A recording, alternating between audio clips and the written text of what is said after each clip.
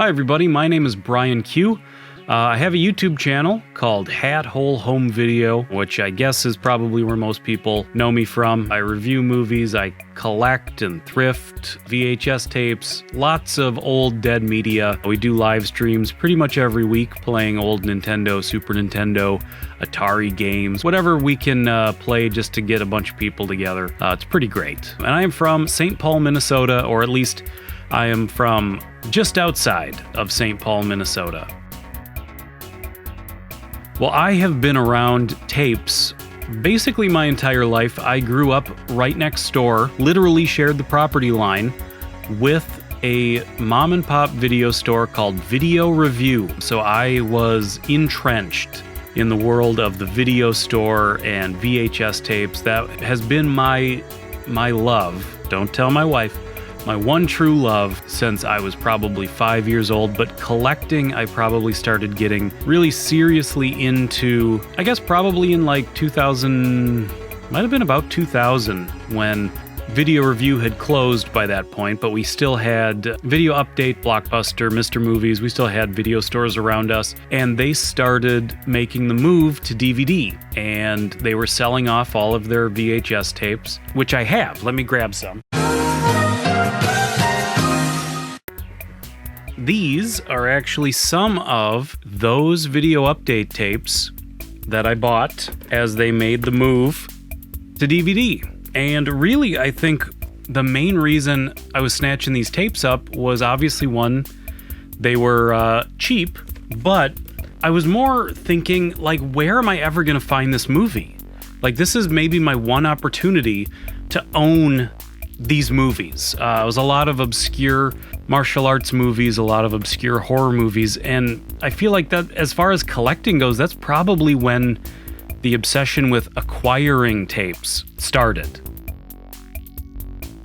Really, for me, it boils down to the nostalgia, but I also think that there is something to be said for the low quality of the format, and I think in a way, and this could just be my nostalgia talking, but I really do think that a lot of movies benefit from being on a lower quality format. There is something special to watching them that way.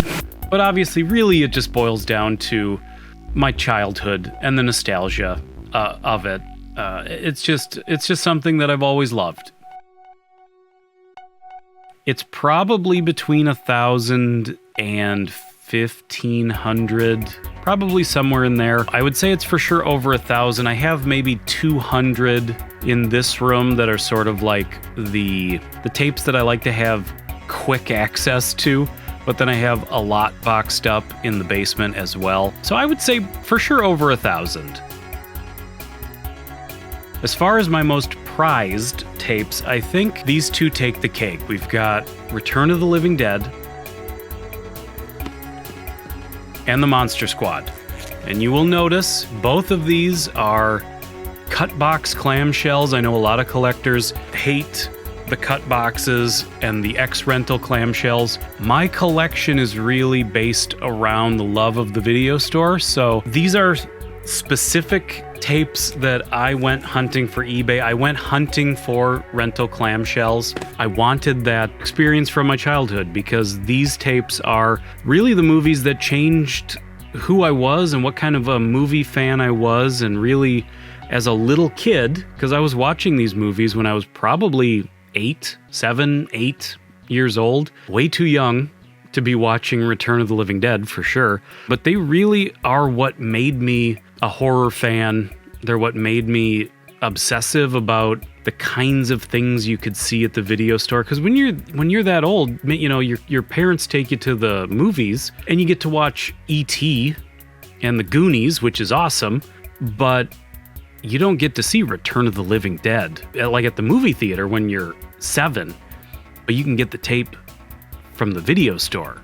And that really is what sparked so much nostalgia, so much love, so much of what I think of as the glory days of childhood and are really tied very tightly with the glory days of the video store. So these two tapes were very, very important for me to get, and they are my most treasured.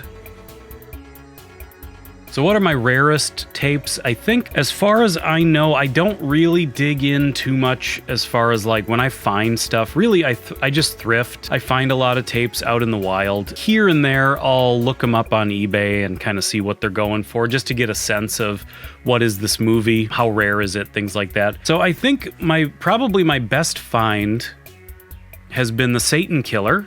I just picked it up at, I forget, a Goodwill or a Savers or something like that. And it appears to be a pretty rare tape. I'm not super knowledgeable, so I don't want to act like I'm an authority, but from what I see online, it seems to be pretty rare. Another one that I'm going to cheat a little bit, sorry VHS guys, but or VHS purists, but I'm going to show a Betamax tape.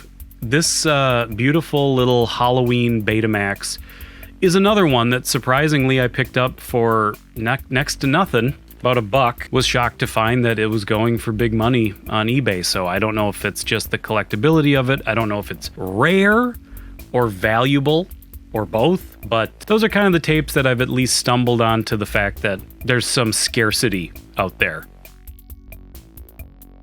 Well, I talked about the video store that I grew up next to. That video store, I want to say it was in the 90s. It was probably like 97. It was a video store, and then they had this little like fried chicken to-go counter. So the building was like a video store, and then had this little fried chicken, little kitchen in the back, and there was just a takeout window that you could get food. Well, that caught fire, and the building was just completely smoke damaged. And that was the end of Video Review. It never reopened after that. 6-7 years later, they cleaned out the building and gutted it and turned it into like an insurance office or something like that. But that was the end of the video store. And for me, a holy grail tape, a true holy grail, would be if I could find a tape from Video Review. I assume it's impossible. I assume that all of those tapes were probably irreparably smoke damaged or damaged by, I don't know if there was a sprinkler system, but I assume those tapes were all destroyed. If by some chance tapes survived, and if by an even more miraculous chance one of those tapes made their way into my hands with, you know, with the label, with the Video Review label on them, that would be incredible. Outside of that, I have the handful of tapes that I really, really remember so much from childhood that mean a lot to me, and I have acquired those over recent years. So as far as a holy grail tape, I don't really think there is one.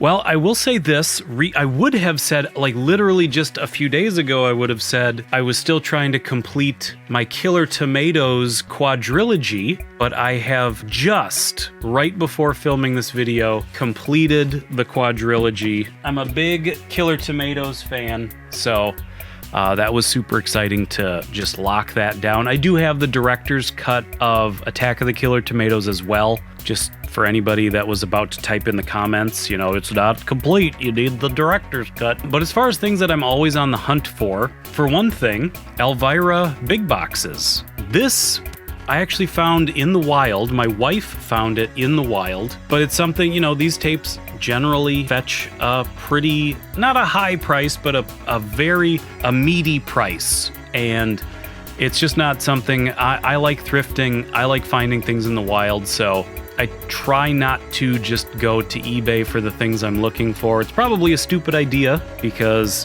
every day these tapes get more and more rare. So I should probably get, well, the getting is gettable, but what, you know, no one ever accused me of being smart. And then also the Andy Sedaris movies. I'm a big fan. I think they're just absurdly, wonderfully terrible, hilarious movies. And I have quite a few of them, but I need some of the heavy hitters to really finally wrap up that collection too. So that's kind of the main things that I keep an eye out for. I keep an eye out for deals and things like that. I do pick them up on eBay when the getting is good, or when the getting's gettable. I'm not somebody that's willing to spend a lot of money on my collections. Part of all of this is stumbling onto stuff. Part of it's about like going out every day, hitting up a million thrift shops, and it's like, what is going to fall into my lap today? That's the most fun part for me.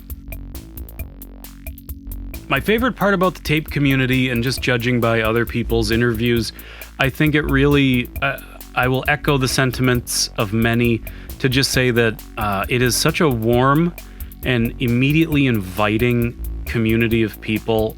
Growing up, what the video store meant to me and what videotapes meant to me and what horror movies meant to me, it really meant it was personal. I was kind of an introverted, shy kid, and I was kind of a loner. So all those memories of these great movies and going to the video store and renting Return of the Living Dead or Return of the Killer Tomatoes even too. A lot of that was something I did alone, and I would watch the movies in the dark alone. And when I kind of started putting myself out on social media and YouTube, it was to talk about my own memories, to share kind of what to me were very personal memories of these things that I thought I was alone in.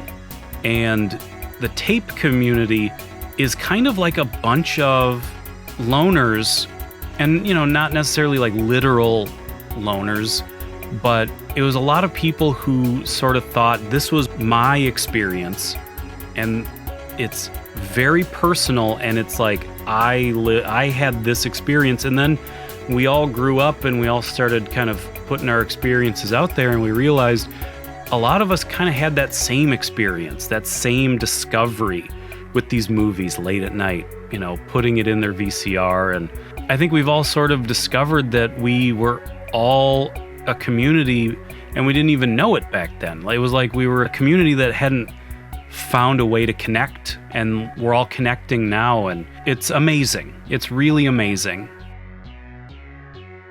Well, not to beat a dead horse, but this Elvira tape was one of the coolest days. My wife and I went to a Goodwill outlet, and I don't know if you've ever been to a Goodwill outlet. They're a nightmare. They are bins just get rolled out, and people just savage the bins, and they're just ripping through everything. They're terrifying, and they're dirty and gross, but every once in a while you find something great there, so you have to go. 99 times out of 100 I leave there empty-handed, but this time I went in and I'm looking through a bin, and my wife walks over and she goes, "Look at this."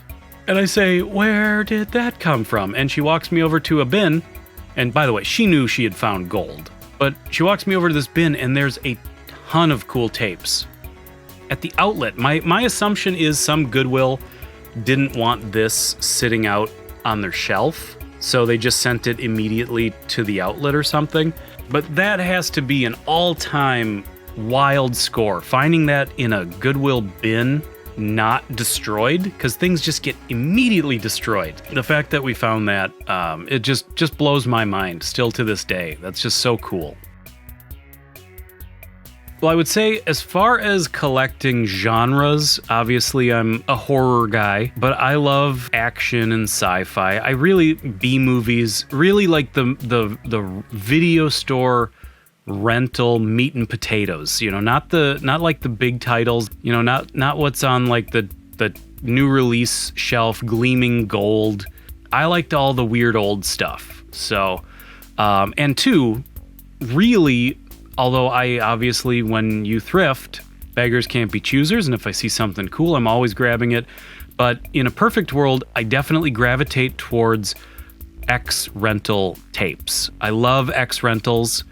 I try to describe it to people like, to me, a rental tape has lived a life in a way that other tapes didn't live. A rental tape spent years being in people's homes. The way I think about that Monster Squad tape from Video Review that I rented 1,000,000 times. That tape made me a horror fan. That tape made me a fan of the kind of things that I'm still a fan of today.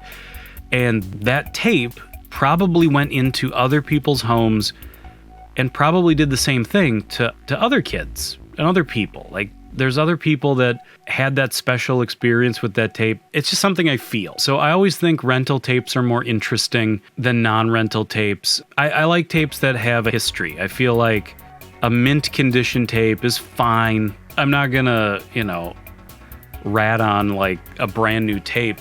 I go for things that have character and are lived in, are worn in. Put it that way. Rode hard and put away moldy. Not moldy. Not moldy. As far as trades go, I'm not somebody who does a whole lot of trading. I probably should get more into it. I always have the best of intentions as far as like getting on this stuff goes, but I'm such a scatterbrained person. I always worry that if I start getting into trades, I'm gonna screw something up, let somebody down. Now would be probably a good time to shout out Spookyville Video. This wasn't a trade, but Spooky sent me this custom tape that he put together that has all kinds of stuff. Alf, Beetlejuice, Headbangers Ball, Mystery Science Theater.